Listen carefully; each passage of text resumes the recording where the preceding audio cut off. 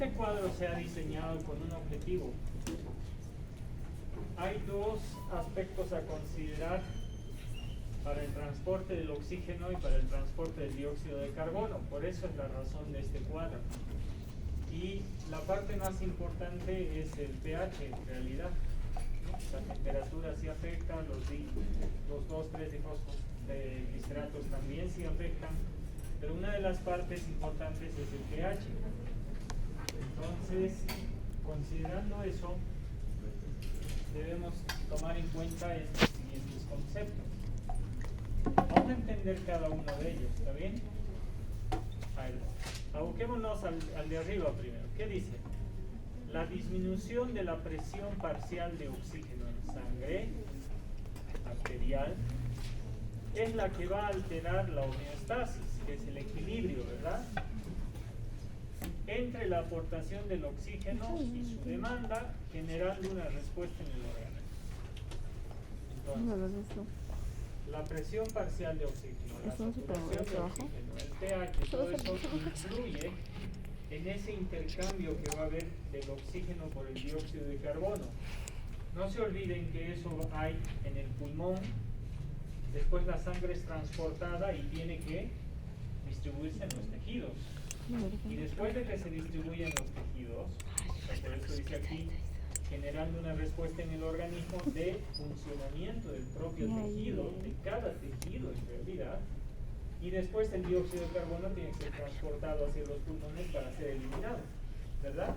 Entonces ese juego nada más así, de forma sencilla, entonces va a ir influyendo varios aspectos que ya los hemos mencionado. Pues fíjense en el siguiente acápite, entonces aquí presión parcial de oxígeno, ¿ven? Afecta. Segundo dice, el oxígeno se une a la hemoglobina de tal forma que ésta pueda distribuirla en las distintas partes del cuerpo y permite realizar múltiples funciones. El oxígeno se une a la hemoglobina y eso le llamamos con S. ¿Por qué dudan? No duden de ustedes. El juez no tiene que dudar, tiene que ser seguro. ¿Sí o no? ¿Qué es eso? Saturación de oxígeno, ¿sí o no? Entonces, aquí hay de presión parcial de oxígeno, saturación de oxígeno, ¿sí o no? Ahora veamos lo siguiente. El efecto Bohr, ¿a qué se refiere? Este efecto Bohr, dice, surge en ciertas condiciones en las cuales la hemoglobina pierde la afinidad por el oxígeno. La pregunta aquí es, ¿por qué pierde la afinidad por el oxígeno? ¿Sí o no? La pregunta debería ser esa, ¿por qué pierde la afinidad? En el pulmón fue y se dio una afinidad de la hemoglobina para que cambie el oxígeno, ¿cierto o no cierto? Y la saturación de oxígeno cambiaba, ¿recuerdan? De 75 a 100, ¿verdad? 100 de saturación de oxígeno. Pero a medida que va saliendo del pulmón ya la saturación va cambiando, ¿sí o no? ¿Y gracias a qué se saturaba? Una de ellas razones era la presión parcial de oxígeno, no sé si recuerdan. Les decía, como hay mayor presión parcial, entonces es más fácil que haya mayor saturación. ¿Recuerdan esos dos términos de oxígeno disuelto y oxígeno fijado a la hemoglobina? El oxígeno disuelto te da presión parcial de oxígeno, 104, ¿ven? Más o menos. ¿Cuánto es en el pulmón? ¿Cuánto es en la arteria? Y luego teníamos el oxígeno fijado a la hemoglobina, saturación de oxígeno, no lo olviden. Entonces, tomando en cuenta estos dos criterios, por eso, el efecto Bohr dice, este efecto surge en ciertas condiciones en las cuales la hemoglobina va a perder esa afinidad del oxígeno. ¿Debido a qué? O sea, ¿por qué pierde esa afinidad? Debido a los aumentos en la del dióxido de carbono. Ahora, miren, esto es lo que sucede. El glóbulo rojo pasa por el pulmón, ¿sí o no? Al pasar por el pulmón, por el alveolo pulmonar, de un extremo que venía de menos saturación, pasa a un lugar de mayor saturación de oxígeno, ¿sí o no? Al haber mayor saturación de oxígeno, mayor presión parcial de oxígeno, mayor presión parcial de oxígeno se satura también, ¿sí o no? Pero también se satura, lo que les decía hace rato, a ciertas condiciones que se dan, que tienen que ver con el pH. Entonces, ¿qué es lo que sucede? Una vez que sale del pulmón, la presión parcial de oxígeno es mayor, la saturación es mayor. ¿Qué pasa con el glóbulo rojo? ¿Se volverá más ácido o más alcalino? La hemoglobina que fija oxígeno se vuelve más ácido, ¿sí? Al tener esa acidez, pierde la afinidad por el dióxido de carbono. Pero una vez que va por el torrente sanguíneo, ustedes son el tejido, entonces recuerdan que este tejido que tenía mucho, no le dábamos porque había presión parcial de oxígeno y de ahí tomaban su oxígeno. Estos también, aquí ya empezaba a ser más pobre, la presión parcial ya no era tanta, el glóbulo rojo que estaba agarrando, la hemoglobina estaba agarrando, como que ya empieza a soltar, ¿sí o no? Cuando llega a este nivel, a este lugar donde ya el tejido es pobre en oxígeno, el glóbulo rojo se preocupa, si pensara entre comillas, y dice, no, a este tejido hay que darle más oxígeno, ¿sí o no? Pero la diferencia está que de este punto, donde la presión parcial de oxígeno es mayor, la saturación es mayor, pasa al otro extremo, donde la presión parcial del oxígeno cae, ¿sí o no? Un poco. La saturación también va a empezar a caer. ¿Y por qué pasa eso? Porque cuando va soltando oxígeno, va saliendo dióxido de carbono. Al salir el dióxido de carbono, entonces aumenta la presión del dióxido de carbono, ¿sí o no? Aquí era presión parcial de oxígeno mayor, saturación mayor. Acá, y bueno, la saturación del dióxido de carbono, ¿cómo era aquí? Menor, ¿sí o no? Cuando vas pasando aquí, saturación de oxígeno, presión parcial de oxígeno menor y el dióxido de carbono aumenta. ¿Por qué? Porque el producto de los tejidos que han ido soltando, producto del metabolismo celular, es el dióxido de carbono. ¿Está bien? Entonces, ¿qué es lo que explica el efecto Bohr? El efecto Bohr explica precisamente eso, que ocurre cuando la hemoglobina suelta el oxígeno hacia los tejidos, cuando los tejidos se nutren de oxígeno para el metabolismo celular y cuando el dióxido de carbono empieza a entrar al torrente sanguíneo. Eso es lo que explica el efecto Bohr. Tejido y torrente sanguíneo. ¿Está bien? Volvemos a repetir esto entonces. El efecto Bohr entonces surge en ciertas condiciones cuando la hemoglobina pierde la afinidad por el oxígeno. ¿Qué es lo que sucede? La presión parcial del dióxido de carbono va aumentando y disminuye el pH, pero disminuye el pH de la sangre. No estamos hablando del glóbulo rojo, ¿verdad? Entonces, disminuye el pH de la sangre. ¿Está bien? Y eso va a hacer que el glóbulo rojo, en vez de tener afinidad por el oxígeno, va a hacer que lo suelte más. Y va a tener más bien afinidad por el dióxido de carbono. ¿Se entiende? Desplazando las curvas como decía.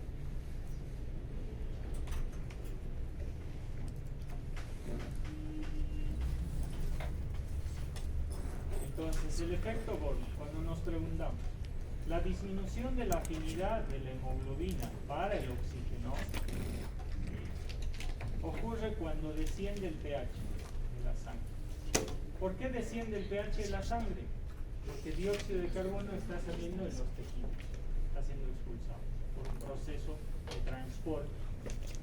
Y estará íntimamente relacionada con el hecho de que la desoxihemoglobina, o sea, ya que va perdiendo el oxígeno, ya dando el oxígeno a los tejidos, entonces, ¿cómo era? La situación cuando es del glóbulo rojo, ojo, no se van a confundir el pH del glóbulo rojo con el pH de la sangre. El pH del glóbulo rojo, ¿cómo era cuando agarraba oxígeno? ¿Más ácida, más alcalina? Más ácida. Más ácida. El del glóbulo rojo, no de la sangre. ¿Está bien? Del glóbulo rojo, no de la sangre. Una cosa es el glóbulo rojo y otra cosa es, digamos, el plasma sanguíneo. ¿Se entiende? ¿Cómo era? Más ácida. Si yo suelto el oxígeno, se va yendo hacia el extremo más alcalino. Entonces eso hace que tenga mayor afinidad por el dióxido de carbono. Esos procesos ocurren. Por eso el pH es importante. Y el pH no lo van a ver solamente en este ejemplo. Lo van a ver, ya les he dicho, cuando hablen de inflamación, de infección, de todo eso. ¿Por qué las sustancias, los fármacos que utilizan tienen alteraciones? Porque si todo funciona así, ¿no? En este caso no me voy a salir del tema, entonces va cambiando, y por eso dice que la disminución de la afinidad de la hemoglobina para el oxígeno ocurre cuando el pH de la sangre desciende. ¿Está bien?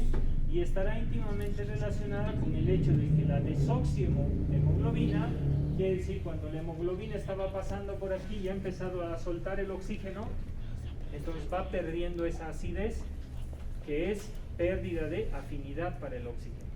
Más bien se vuelve un poco más alcalino, que va a ser afinidad por el dióxido de carbono. Y de ahí ustedes recordarán que les he mencionado también de una sustancia que es anfótera. No es el caso del glóbulo rojo, pero lo vamos a considerar algo así. Fíjense lo siguiente, un anfótero es una sustancia que tiene la capacidad de agarrar hidrógeno y soltar hidrógeno. ¿Se entiende? Entonces, hagamos de cuenta que esta aula ahorita está muy ácida y yo soy un amortiguador. ¿Está bien? Yo soy un amortiguador.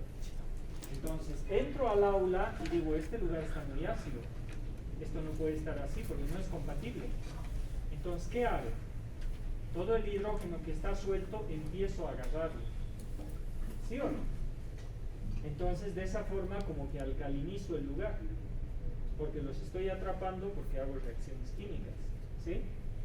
Pero ¿qué pasaría si yo más bien tengo hidrógeno? No es que no tengo hidrógeno en mi estructura química. Pero yo entro a esta aula y más bien no está ácida, está alcalina, que tampoco es bueno, ¿verdad? No en todos los casos es bueno. Entonces yo empiezo a ¿qué más bien? A liberar hidrógeno. Eso es lo que hace el glóbulo rojo. O sea, tiene la capacidad de agarrar hidrógeno y soltar hidrógeno. Por eso, pues en reacciones químicas, por eso se vuelve o más ácida o más alcalina. ¿Sí? Y ese proceso hace que le tenga, o le da de cierto modo una afinidad para el oxígeno o para el dióxido de carbono. No sé si se entiende. Entonces, como un amortiguador que puede regular una sustancia, ¿no? Puede equilibrarla de cierto modo. Bueno, por eso decimos acá desoxihemoglobina, quiere decir que la saturación de oxígeno, entiéndase, que ha bajado, ¿no? Ya no está al 100%. Recuerdan que cuando llega al pulmón llegaba con un 75%, ¿verdad? Entonces ya no tiene la misma saturación, por lo tanto tiene otras condiciones. Eso se refiere al efecto Bohr, que tiene que ver con eso. Que hay muchas formas o van a encontrar algunos aspectos relacionados que explican esto, ¿no? Entonces, el pH de la sangre dice, disminuye cuando aumenta el contenido de dióxido de carbono. O sea, el producto de tu metabolismo celular que va liberando dióxido de carbono hace que descienda el pH. Y si desciende el pH, ¿qué hacía el glóbulo rojo? Perdía la afinidad por el oxígeno, ¿verdad? Mientras más hidrógeno se va soltando, más dióxido de carbono, y la sangre se empieza a hacer más ácida, entonces la hemoglobina empieza a soltar el oxígeno. ¿Está bien? A eso es a lo que se refiere. O sea, el pH de la sangre disminuye cuando aumenta la cantidad del dióxido de carbono. ¿Está bien? disminuye cuando aumenta la cantidad del dióxido de carbono. De manera que cuando sube la presión parcial del dióxido de carbono, recuerdan el criterio anterior, cuando lo vean en las fotos o en el video, van a recordar que en la anterior diapositiva, revísenlo esto, ¿ven? Presión parcial del dióxido de carbono, ¿ven? De manera que cuando sube la presión parcial del dióxido de carbono, la curva se desplaza hacia la derecha y eleva la presión parcial del oxígeno, en la cual la hemoglobina estará semisaturada. Ahí hay unos procesos que hacen que nivele. En resumen, el efecto Born te explica en reacciones químicas, que no les voy a matar con eso, porque no tiene sentido, solamente quiero que entiendan esa parte de cómo se da el proceso medio general, ¿sí? General, de que cómo ocurre el proceso de que la hemoglobina tenga afinidad para el oxígeno o se vuelva no afín y empiece a liberar y se vuelva más bien afín al dióxido de carbono, ¿sí? Más o menos algo así. Bueno.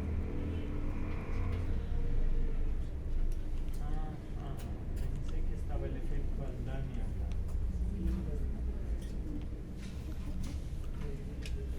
Bueno, el sistema de control que tiene este sistema respiratorio es a través de ciertos nervios que se encuentran en ciertos lugares a los cuales se les denomina quimiorreceptores, ¿sí? Periféricos. Uno de ellos es conocido con el nombre del nervio de Sion y el otro el nervio de Hering. Si ustedes se fijan acá, dice el nervio de Sion se encuentra en la carótida, ¿sí? Perdón, en la aorta, ¿sí? Cardioaórtico, ¿sí? En la aorta hay un sensor que detecta la cantidad de oxígeno que sale contando la cantidad de glóbulos rojos, ¿sí? Donde capta las modificaciones de la presión de los gases intraaórticos, ¿no? A eso se le conoce como varoreceptor o presoreceptor. El nervio de Hering, que es carotídeo, más bien en la carótida, capta modificaciones iguales químicas, ¿sí? Aquí es gases y acá es químico de la sangre, es un quimiorreceptor.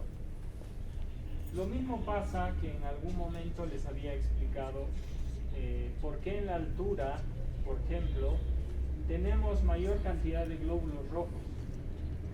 ¿Saben por qué pasa eso? Y si ustedes suben a más altura, ¿saben por qué pasa? Al igual que tenemos estos receptores para medir la cantidad de oxígeno probable que tenemos en el cuerpo, entonces en el riñón también tenemos eso, en los túbulos contorneales del riñón también tenemos un sensor, porque recuerden que la sangre pasa por el riñón para ser filtrada, ¿sí o no?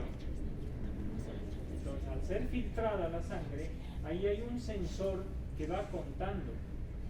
Y cuando disminuye, por ejemplo, la cantidad de oxígeno en nuestro cuerpo, lo que va a captar es de que una mala información. Porque dice, al no haber glóbulos rojos, ¿sí? Lo considera así, dice, nos falta oxígeno, por lo tanto no debe haber buena cantidad de glóbulos rojos. Entonces, ¿saben qué hacen los túbulos de contorneales del riñón? Manda o se secreta una hormona que se llama la eritropoyetina. La eritropoyetina viaja por vía sanguínea a la fábrica de glóbulos rojos. ¿Dónde es la fábrica? Médula ósea roja, de huesos planos y largos, ¿sí o no? Entonces viaja ahí y dice, no tenemos oxígeno. Y no dice, hay que hacer algo para captar oxígeno. No, dice, hay que producir más glóbulos rojos porque el glóbulo rojo es el que transporta el oxígeno. Entonces, en el riñón eso es lo que pasa y te aumenta la cantidad de glóbulos rojos pensando. Pero eso puede deberse a una hipoxia, no porque tus glóbulos rojos estén en menor cantidad. ¿Sí o no? Ahí puede haber una mala interpretación. ¿Sí o no? Esa es la razón por la que nosotros, por ejemplo, aquí tenemos más glóbulos rojos que en la costa. Porque la cantidad de oxígeno, la presión parcial de oxígeno es distinta Por lo tanto, nosotros cuando pasa por el riñón tiene esa información, ¿sí?, en un sensor, y la eritropoyetina se produce más para que induzca a la médula ósea a formar más glóbulos rojos. Por eso que los que viven a nivel de la costa, a nivel del mar, tienen menor cantidad y nosotros tenemos más. Y cuando ellos suben, ese proceso fisiológico aquí de ellos va a cambiar. Pero eso va a tomar un tiempo, ¿no? Eso va a tomar un tiempo. Entonces lo mismo que tenemos en el riñón, pero esto ya es específico, ¿sí?, es estos dos sistemas de control que tiene, ¿sí?, que es el nervio de Sion, que es un baroreceptor. ¿Por qué? Porque capta gases, ¿está bien?, directo sobre los gases. Y el nervio de Hering, que es un quimioreceptor, ¿sí?, para determinar la cantidad de oxígeno que tenemos. Saturación de oxígeno y presión parcial de oxígeno. Algunos criterios de patologías que podemos llegar a tener son, por ejemplo, el enfisema pulmonar crónico, la neumonía, la atelectasia, el asma, que son algunos criterios que podríamos mencionar de la fisiopatología. ¿Está bien? Entonces, el enfisema pulmonar, por ejemplo, ¿qué será? Siempre que escuchen enfisema, ¿qué es? Cuando se construyen los alveolos. No. ¿Qué es enfisema? De manera general, no solamente hablando de pulmón. Exceso de aire. En general, el atrapamiento de aire en cualquier lugar del cuerpo se llama enfisema. Por ejemplo, en tema dental puede haber enfisemas. Puede haber, ¿verdad? Puede haber enfisemas. Por eso es que no puedes introducir mucho el agua oxigenada, ¿sí o no? Adentro. ¿Sí? Porque puede darse un enfisema. Entonces el enfisema, considérenlo como concepto, si no, búsquenlo, se llama atrapamiento de aire en cualquier lugar. Pero como estamos hablando de pulmones, entonces en este caso será atrapamiento de aire en los pulmones. Por lo tanto será enfisema pulmonar, ¿verdad? Entonces el enfisema pulmonar crónico es el exceso de aire en los pulmones, el atrapamiento de aire, y dentro de algunas características se puede deber a una infección crónica, generalmente de tipo bacteriana, ¿no?, donde uno de los agentes causales va a ser el humo. O sea, aquellos pacientes que consumen mucho cigarrillo, hay pacientes que fuman una cajetilla a 2 al día, ¿no? Entonces, es mucho, irritan a la mucosa de los bronquios y los bronquiolos, y cuando la mucosa se irrita, ¿qué genera? Moco. ¿Y el moco qué puede hacer? Lo que va a causar es el exceso del edema de inflamación, y ahí se obstruyen los pequeños conductos, haciendo que haya un atrapamiento de aire en ese sector. ¿Está bien? Y esta obstrucción de las vías aéreas, ¿qué es lo que va a causar en los alveolos? El estiramiento excesivo. Va a cambiar su morfología del alveolo. Ya saben lo que pasa, los problemas del alveolo, ¿verdad? El problema del alveolo era que tiende a querer colapsar, inestabilidad, tiende a querer generar edema, o sea, tiene problemas. Y si tú le obstruyes por alguna razón, entonces puede llegar a alterarse este alveolo. Entonces no se olviden que el humo, la irritación puede causar edema, y ese edema puede causar obstrucción, y esa obstrucción causa atrapamiento de aire. ¿Está bien? Es más común.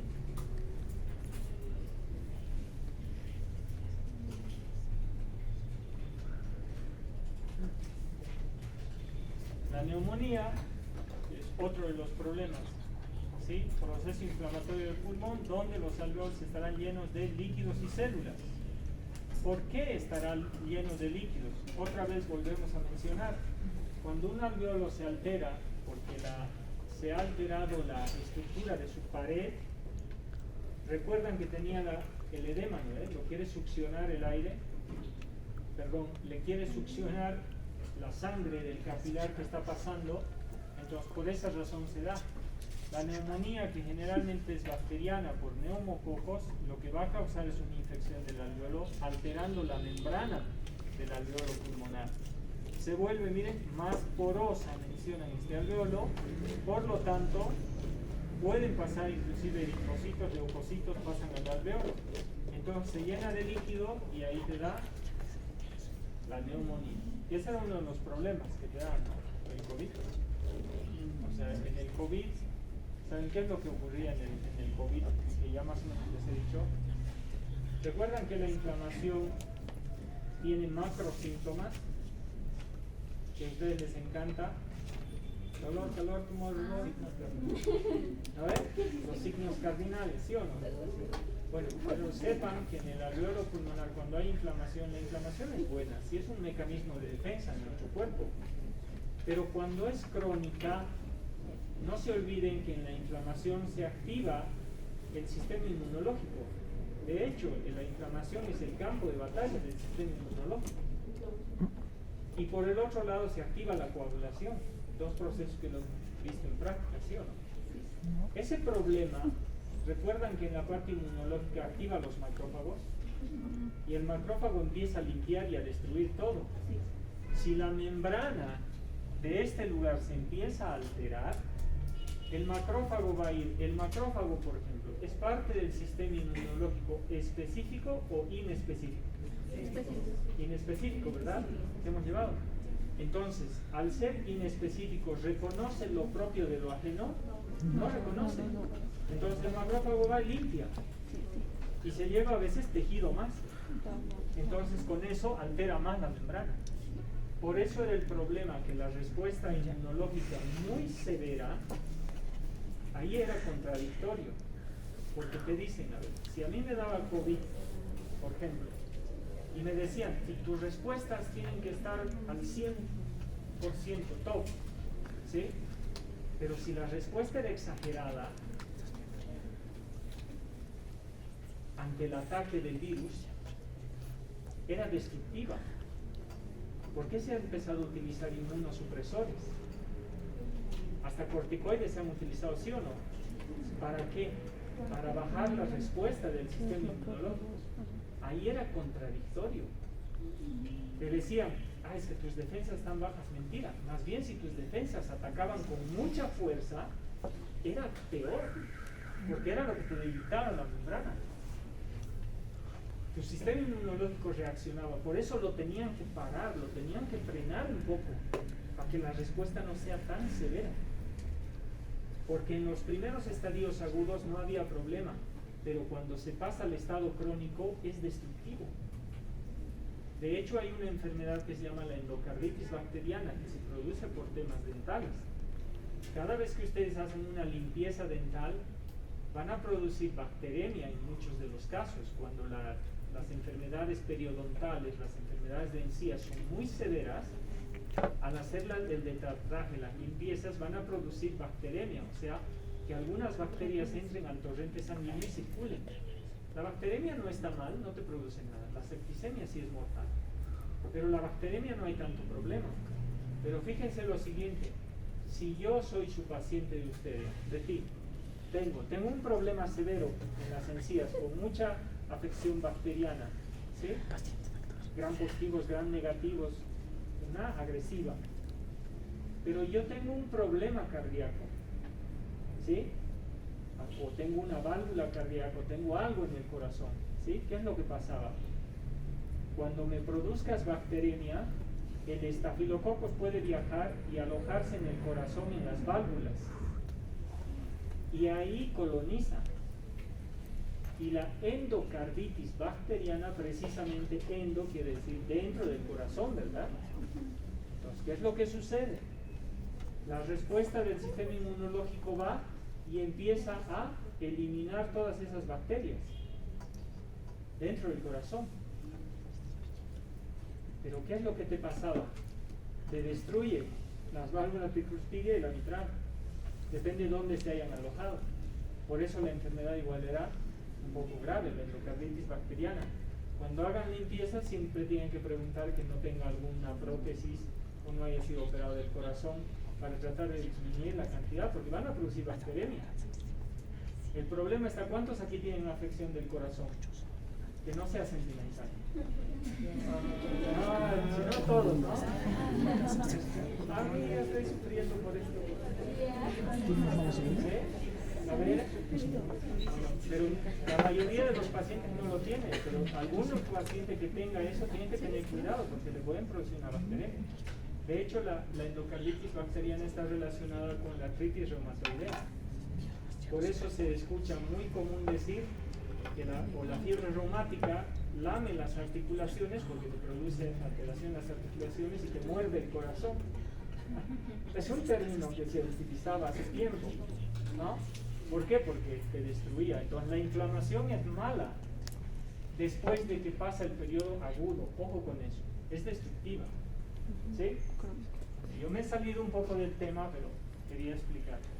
Por eso que cuando existe esta bacteria y se acumula en los alvéolos pulmonares y hay una respuesta, entonces se va a empezar a llenar de líquido, porque imagínense, este alvéolo pulmonar es tan delicado que rápidamente se afecta.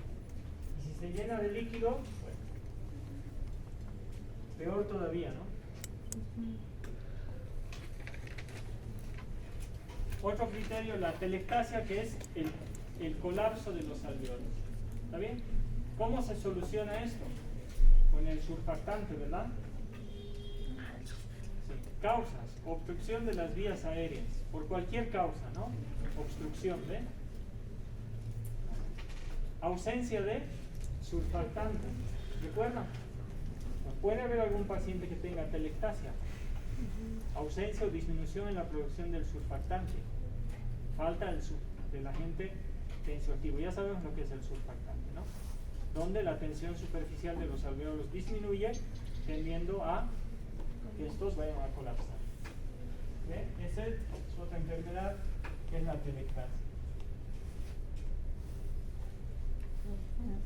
El asma, otra reacción antígeno-anticuerpo inflamatoria, que es la contracción espástica de los músculos lisos de los bronquios, ¿sí? Que produce una respiración extremadamente difícil, ¿no? Disney. El más común es el asma tipo alérgico, o sea, por un alergeno que va a causar, ¿no?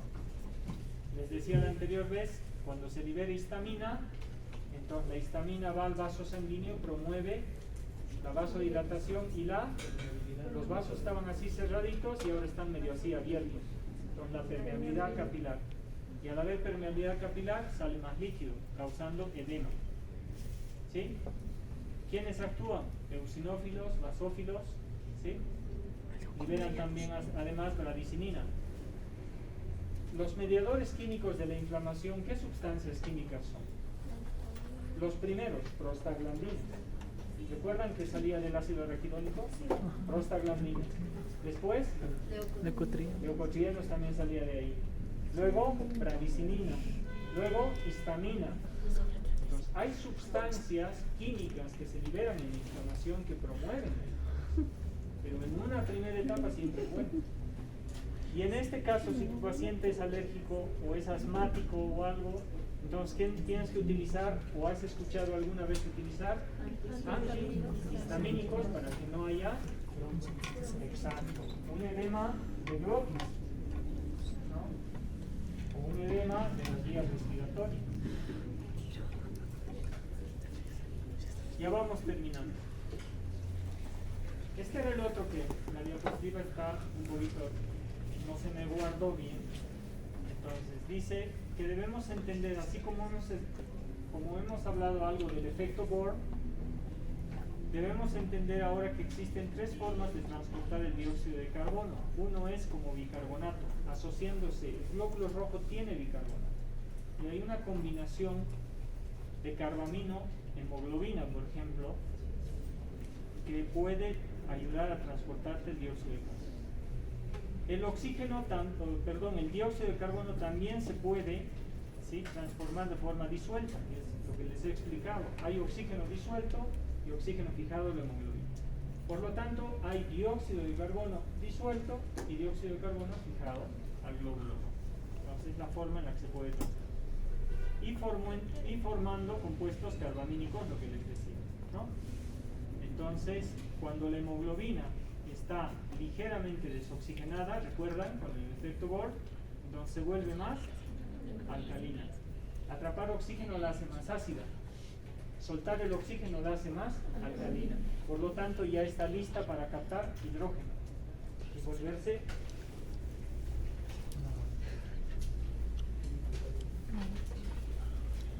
Entonces, el efecto Haldane es. El efecto Bohr era tratar de entender cómo el oxígeno va a los tejidos y libera el oxígeno. ¿Sí? El efecto Haldane es cómo ayuda a transportar el dióxido de carbono. Entonces son las dos formas distintas. El Bohr es una cosa y el Haldane es más bien que me ayuda un poquito a comprender cómo se transporta el dióxido de carbono. Entonces dice, la combinación del oxígeno para la hemoglobina hace que ésta se vuelva más ácida. Al ser ácido, pierde su afinidad por el dióxido de carbono. Cuando ya se va liberando de oxígeno, se vuelve más alcalina y tiene, ¿no? Entonces, la hemoglobina más ácida tiene menor tendencia a combinarse con el dióxido de carbono. Esa es la razón. La acidez incrementada de la hemoglobina hace liberar un exceso de iones de hidrógeno. Suelta un poquito. Y a su vez se une a iones bicarbonato para formar ácido carbónico. Bueno, son más o menos las explicaciones que me dan para aquí. Pero ya les explico. Bueno. Listo. Hasta ahí. ¿Qué? ¿Hasta ahí el partido? Sí, sí. Hasta acá. Gracias.